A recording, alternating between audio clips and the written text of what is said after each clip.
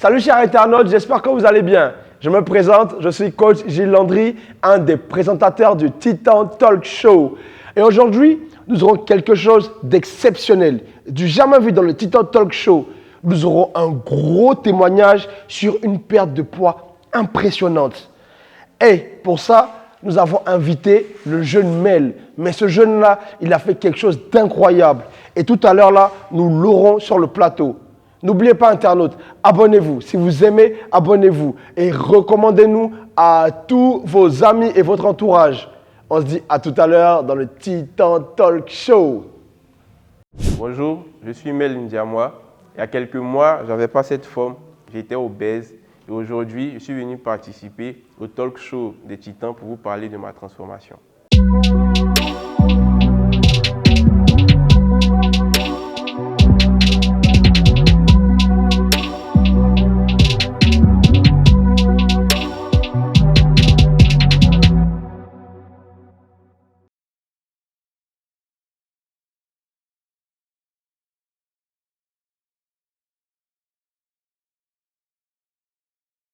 Salut chers internautes, j'espère que vous allez bien. Nous sommes dans le Titan Talk Show. Et aujourd'hui, nous sommes là pour un gros témoignage. Nous sommes avec M. Mel qui a fait une transformation vraiment phénoménale et il va nous expliquer comment ça s'est passé et quel a été le déroulement de cette perte de gras. Bonjour M. Mel, comment allez-vous? Je vais bien, regardez ça. Ok, et la journée, ça a été? Dieu merci, Dieu merci. Monsieur Mel, comment est-ce que vos soucis de poids ont commencé? À quel âge ça a commencé? Faut dire qu'aux environs de 15-16 ans, c'est là que j'ai commencé à prendre du poids. Avant ça, vous étiez comment? Vous étiez plutôt comment? J'étais mince. Mince même, hein? Ouais, Ok. Et je ne me rendais pas compte parce que généralement, quand tu grossis, toi-même, tu ne crois pas que tu grossis, c'est ton entourage qui te fait savoir. Et au fur et à mesure, j'ai pris du poids. À un moment, il avait commencé avec le sport à fond. Mais je n'arrivais pas à peine, voilà, parce qu'il n'avait pas encore compris. Ok. Donc, pendant le confinement, c'est là que les choses ont exagéré parce que je ne faisais plus de sport et tard, il y avait une très mauvaise action. Et vous êtes arrivé à combien? Je suis arrivé à 165 kilos. Hey. Et vous étiez à combien à 16 ans? Bon, je ne me rappelle plus. Mais environ. On va dire dans les 90 kilos. Hey! Waouh! C'est chaud, de 90 jusqu'à 165. Waouh, c'est énorme. Et c'est quoi votre taille? 1m95. Ah ouais, vous êtes grand aussi, hein. Vous êtes un gars costaud, hein?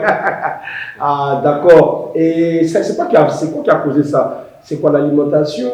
Ou qu'est-ce qui s'est passé? On a une déception amoureuse parce qu'on dit que vous-même, ça fait grossir, hein? Qu'est-ce qui s'est passé? C'est quoi qui était le déclic à 16 ans là? Et vous avez commencé soit à manger ou peut-être à ne plus faire attention à vous. Qu'est-ce qui s'est passé? Il faut dire que depuis le bas âge, je suis un gros mangeur. Franchement, j'aime tout. Garba. Garba, exactement. Garba. Je suis un gros mangeur. Et franchement, je mangeais tout sans me soucier de si c'est trop gras, trop sucré. Je mangeais tout. Donc c'est ce qui a favorisé la. Ah, d'accord. Et à 16 ans là, paf, ça a commencé à partir et tout. Oui. Ok.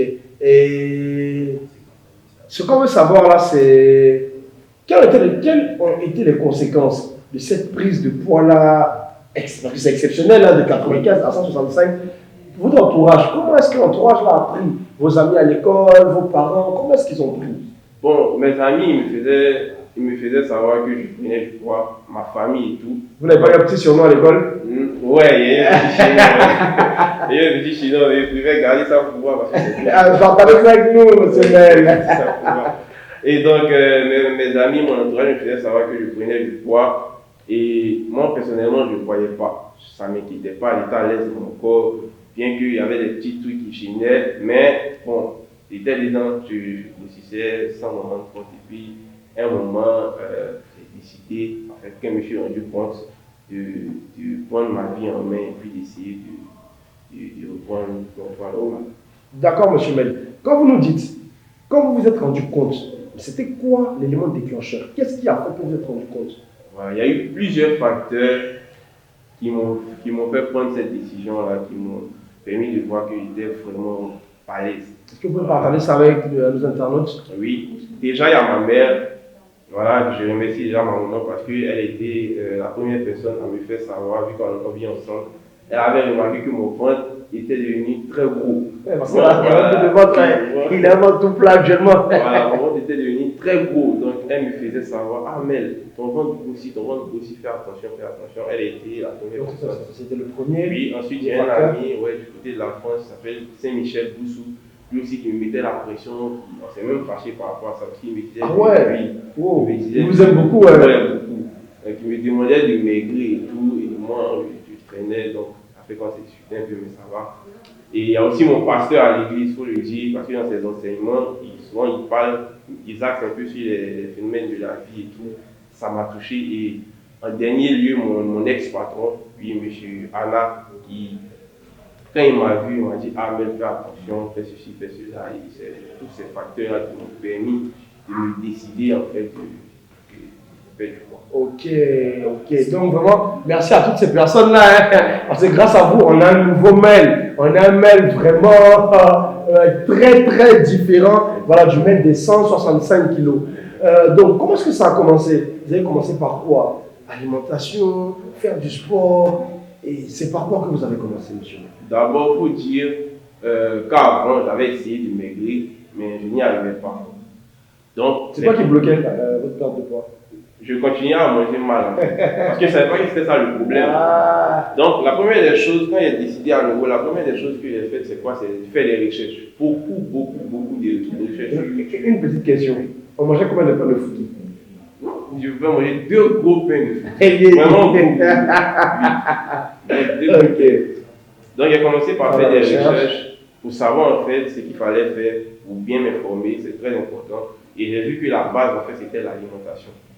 Donc, une fois que j'ai compris ça, automatiquement je me suis forgé un mental pour essayer de changer mon alimentation parce que c'est pas du tout facile de changer ses habitudes alimentaires. Et c'est comment que vous les avez changé? C'est quoi que vous avez remplacé? Parce que ça pourra aider nos internautes aussi. On doit avoir plein de personnes dans votre cas qui ne savent pas comment faire.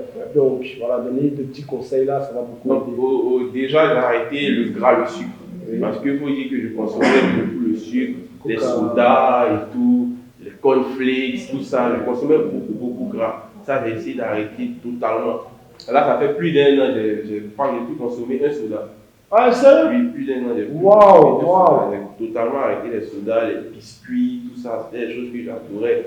J'ai complètement coupé.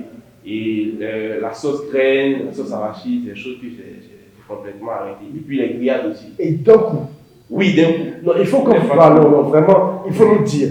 L'élément déclencheur là, ça a été quoi? C'est pas un goût, mais vous êtes sûr? Non, parce que là, d'un coup, arrêtez tout ce qu'on aime là. Ça n'a rien avec un goût. En fait, le truc, c'est quoi? C'est que ma santé était en danger. Parce que j'ai calculé mon IMCF qui était en obésité morbide. Donc, il fallait vraiment prendre une décision. Prendre en main. Voilà. Donc, c'est tout ça qui m'a poussé. Donc, j'ai changé mon alimentation et j'ai accompagné avec du sport. Et progressivement, j'ai vu que ça marchait. Donc, j'ai continué. Donc, il n'y avait plus de foutu au menu? Non, plus de foutu. Il n'y avait plus de soda? Plus de soda. On n'avait plus de type dip, ce genre de choses. Là, il n'y avait plus de ça. Donc, c'est quoi qui a remplacé? Vous avez remplacé ça par quoi? Par exemple, je mangeais du riz avec la sauce claire, la sauce tomate, la sauce feuille. Je mangeais attiqué, mais avec les poissons braisés, les poulets braisés, ce genre de choses-là. D'accord. Et le soir, généralement, c'était quoi qu'on mangeait le soir? Crudité le soir. Très bien. Donc déjà, voilà, on a beaucoup de petits topos que M. Mel est en train de nous donner et j'espère que ça pourra vous aider. Et ce qui ressort déjà de ça, c'est que le plus important, c'est l'alimentation. On aura beau faire tous les efforts qu'on veut là. Si on ne change pas notre manière de manger, on aura toujours des problèmes. D'accord. Donc M. Mel, c'était un peu ça. Et comment est-ce que ça s'est déroulé? Donc là, on a parlé de l'alimentation. Niveau sport, vous avez commencé par quelle activité? Bon, niveau sport, j'ai commencé par la marche. Ils sont au sport. Arrête ça. Et puis il est sexy. Monsieur, oui, comment vous vous sentez? Vous avez fait combien de kilomètres aujourd'hui?